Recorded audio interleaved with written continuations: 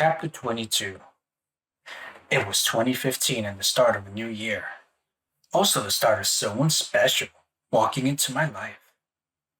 I would eat out from time to time and I met this woman at a local IHOP restaurant that I fell in love with. Beautiful piercing eyes, jet black hair, and thin line eyebrows.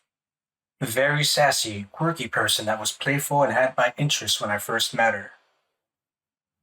I started to flirt with her and asked if she had a boyfriend. She looked at me a little taken back, but said, "I live with an illegal." "LOL," I said. "Illegal alien?" She said, "Yes, I guess you could say that." She said, "He's Mexican. He has been there for me somewhat, but does speak a bit of English." I said, "Well, is that so?" Then I placed my order and told her what I do for a living. I drove my own taxi. I spoke with her in her eyes, and her smile had my attention the whole first encounter. I said to myself, "The competition is an illegal alien," and I said, "I think I can get her in my camp." I then was instructed by her to fill out a bunch of performance cards for her service. She insisted to me the more I fill out, it would get her in good with the restaurant, and she could get more hours and be able to pull in more first shift mornings. I asked her how long has she been working for IHOP, and she said a few months, but she used to work there a few years ago. So I feverishly filled out a dozen of those cards using fake names and different dates so it wouldn't be too obvious. Lol, I told her how I did it and looked deeply in her eyes before I left and said, "Illegal alien, boyfriend or not, I want to get to know her, and I wanted her in my world." She looked at me with a look like the cat swallowing the canary.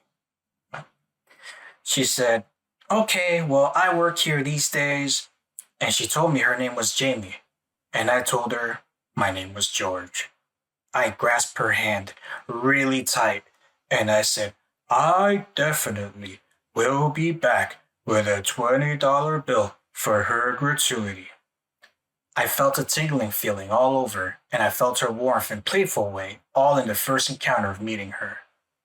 It was later on where I felt like this was good and definitely planning to go back. I knew in my mind it was only a matter of time to get her with me. I knew there was destiny that she and I would be spending some time together.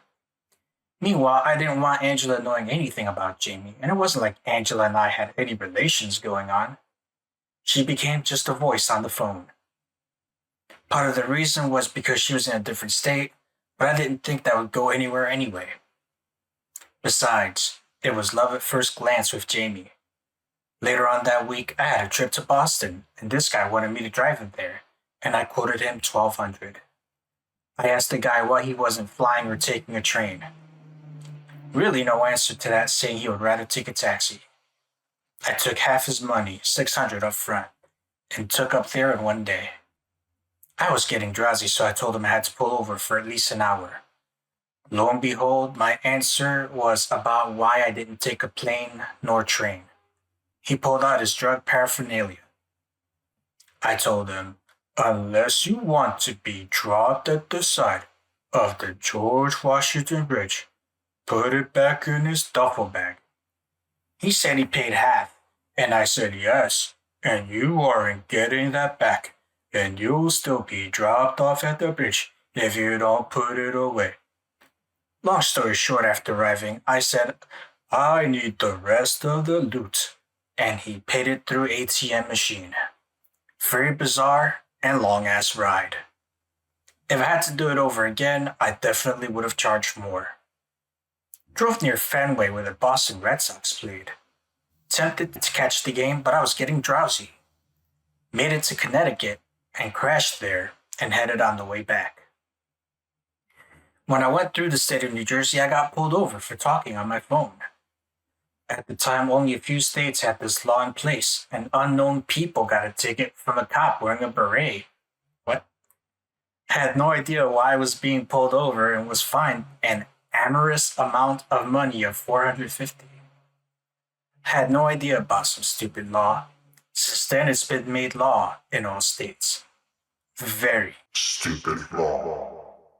When I got home, I crashed for a solid day. It was the year 2015, and there were rumblings that the taxi business was about ready to be destroyed due to a company called Uber. Rumors were rumbling about Uber coming and would shut down the taxi business.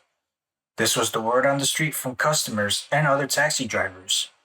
I wasn't hearing any of it because I was going to continue my business and fight for my business. Most of the taxi companies were mostly foreigners, but there were several meetings of solidarity throughout all taxi companies in 2015 to stop the surgence of Uber. What? The surgence of Uber? Though others agreed that there were too many taxi companies, trying to get the illegals and gypsy taxis off the street. At the time, most of the business came from the Omni Hotel and the Marriott Hotel downtown. They had the cab lines where a lot of the business came out, about 40% of the business. So every weekend, especially the cab line, is where each morning and night shift started. The other part of the taxi business catering to people flagging down cabs, which totaled the other 60%. That mixed in with the party groups and what I like to call the intoxicated people from the bars.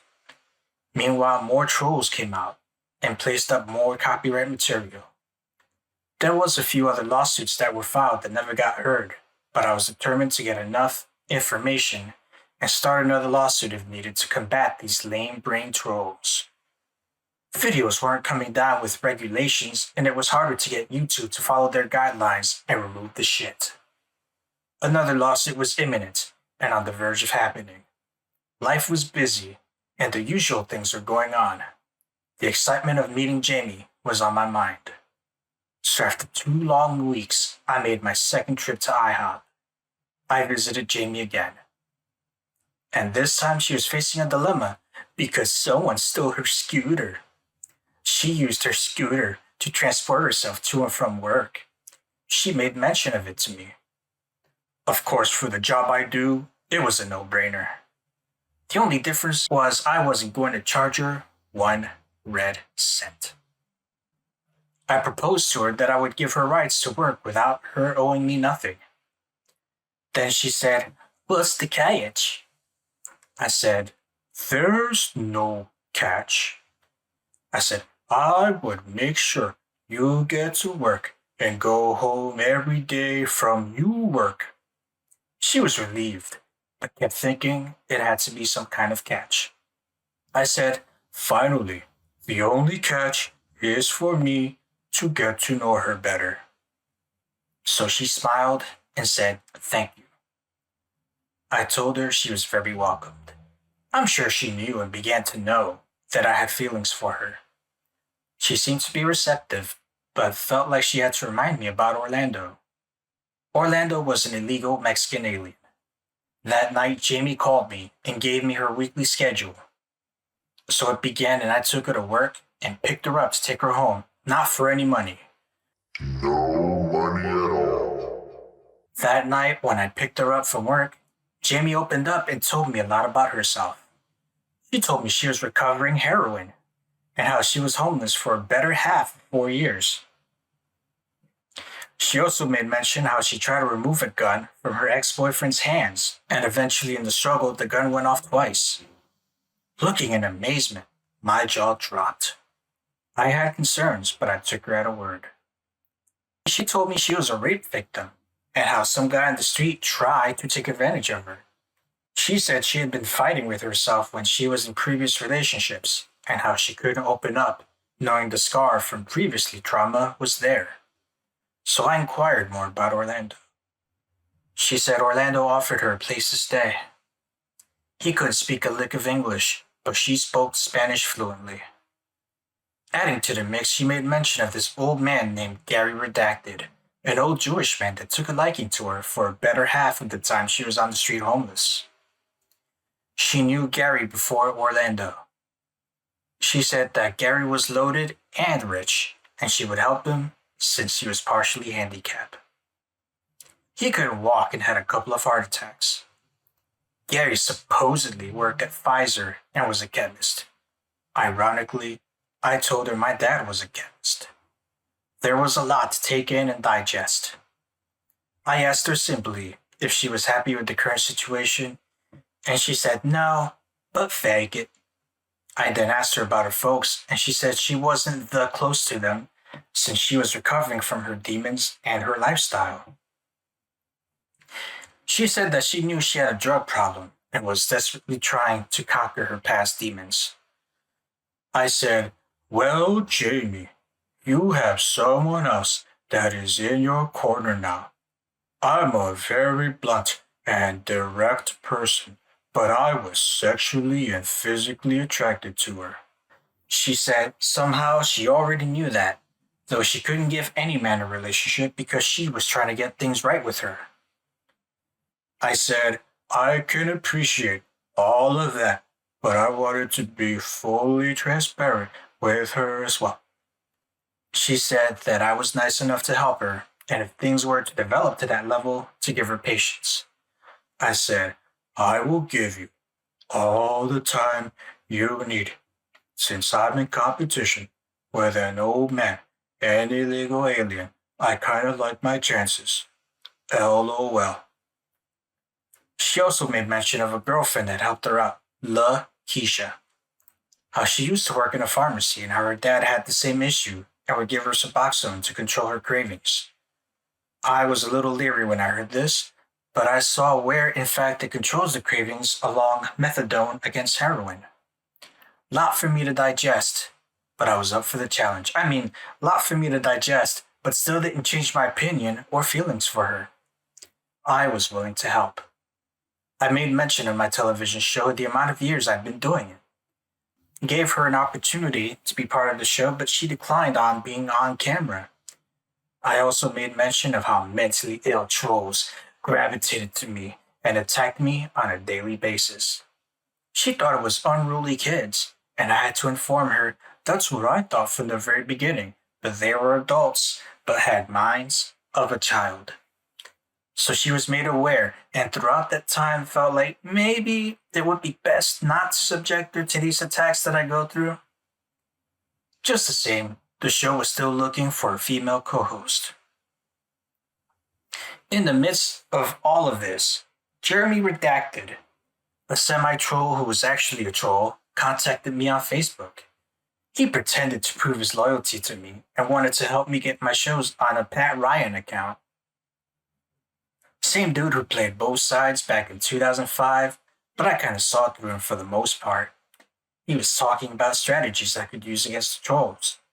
Very skeptical, but eventually fell prey to his act and confided in him, which ended up being a mistake. Throughout, there was another mentally sick troll named Jeremy W. Redacted who used the handle Piss4400. He came out to the scene and pretended to be a fan as well. He had mental issues and was starving for attention on the internet in general. Dealing with all the theatrical drama in my everyday business, 2015 seemed to be productive but yet filled with some drama and some excitement. Jamie and I, throughout 9 months, spent just about every day together, going to restaurants, going to the gym, and even to the movies. Though the days she spent with me were days she wasn't with the Mexican or the old man. Jamie told me she enjoyed the time she spent with me, but she needed to spend a weekend with Gary. What arguments we did get into were always related to our spending time with Gary and Orlando.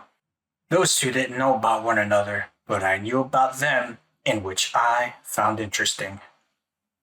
One of our first arguments started while I was waiting for Jamie and how I could see shadows making out from the window.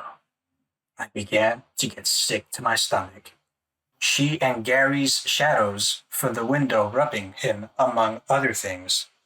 She came back to the car and I asked her, what was she doing with the old man through the window? She asked me, what do you mean? I said, it was almost like you were making out. She said, no, gross. You're acting paranoid. Then I said, I know what I saw through the window, but that's fine. She said I was tripping and needed to chill out, B. That I imagined all of that in my head. Then we got into a loud argument, and she began to take a fork with food and stuffed it to my face while I was talking to her. I said, "Hey, stop that." Then she said she watches him and takes care of him, but not in the way I mentioned. Then she told me to shut up and eat the food she's feeding me. LOL, I was angry at her because I know what I saw, but I gave in because she was feeding me. LOL. Called diffusing a bad situation. She said she's spending the weekend with Gary, then needs to see Orlando Monday to pay her part of the rent. She said cheer the hell up and stop being paranoid. That weekend she called me back saying she's having withdrawals and needs to get the Suboxone from her friend's dad. Totally not questioning it, I picked her up and took her to a friend to get the Suboxone. She ended up riding with me that whole night while I was running the taxi. I took her back to Orlando and grabbed her hand. She said, "What are you doing?" I said, "I'm holding your hand." She said, "Orlando will get jealous." I said, "I just want to hold your hand for about 5 minutes. Is that okay?" She looked at me and said yes. I just don't want to cause any issues. I said, "Jamie, that's fine." I said, "I enjoy your company and have developing feelings for you." She said, "George, please understand you are a persistent and charming man, but I need time to let it all soak in." "Take all the time you want then." Then I gave her a kiss on the lips. She gave me a look, and I told her, "Take all the time you want, because you got my undivided attention." I said, "If I have to share you, I will, but just know you've got my heart, and I'm going to win yours eventually." She proceeded to walk out the car, and I said, "Call me later on." So pretty much part of a weekend where she said she was going to be busy doing something else with the old man, she eventually called me the following day of the weekend and spent it with me. I think that says something by itself. Though I was willing to be patient, my feelings were there, and hers were developing. I was going to invest my time when needed, and show my feelings. Things seemed crazy, but at least I felt like I had someone in my life that I could spend my time with, and it felt refreshing.